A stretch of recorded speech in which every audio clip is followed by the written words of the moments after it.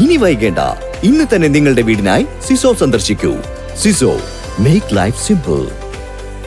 തൊഴിലുറപ്പ് പദ്ധതിക്കും ഭവന നിർമ്മാണത്തിനും റോഡുകൾക്കും കൃഷിക്കും മുൻതൂക്കം നൽകി വിളയൂർ ഗ്രാമപഞ്ചായത്തിന്റെ 2024-25 വർഷത്തെ ബജറ്റ് അവതരിപ്പിച്ചു.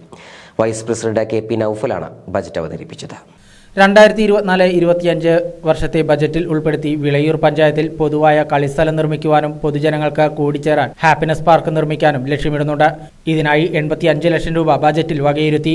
തൊഴിലുറപ്പ് പദ്ധതിക്കായി 6,30,00,000 രൂപയും ഭവന നിർമ്മാണത്തിനായി 6 കോടി രൂപയും റോഡുകളുടെ നവീകരണത്തിനായി 4,17,24,000 രൂപയും കാർഷിക മേഖലയ്ക്ക് 1,22,440,000 രൂപയും വകയിരുത്തിയിട്ടുണ്ട്. ആരോഗ്യ മേഖലയ്ക്കും ശുചിത്വ പരിപാലനത്തിനും പകൽ വീട് നിർമ്മിക്കുന്നതിനും നീർത്തട പരിപാലന പദ്ധതിക്കും മുന്തിയ പരിഗണനയാണ് ബജറ്റിൽ നൽകിയിട്ടുള്ളത്.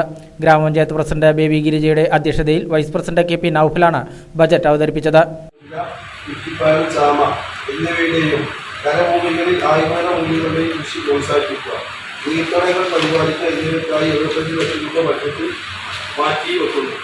യുവജനങ്ങളുടെ കായിക അഭിവൃദ്ധികൾക്ക് പ്രോത്സാഹിപ്പിക്കുന്നതിന്റെ ഭാഗമായി ഒരു കളിസ്ഥലം നിർമ്മിക്കുക എന്നത് നമ്മുടെ ഏറെക്കാലത്തെ ആഗ്രഹമാണ്. ഈ വർഷം നിറവേറ്റണം എന്ന് നമ്മൾ ആഗ്രഹിക്കുന്നു. കൂടാതെ ജനങ്ങൾക്ക് കൂടിച്ചേരുന്ന ഒരു പൊതു ഇടം സൃഷ്ടിക്കുന്നതിനായി ഹാപ്പിനെസ് പാർക്ക് നിർമ്മിക്കുന്നതിന് തുക വകയിരുത്തേണ്ടതുണ്ട്.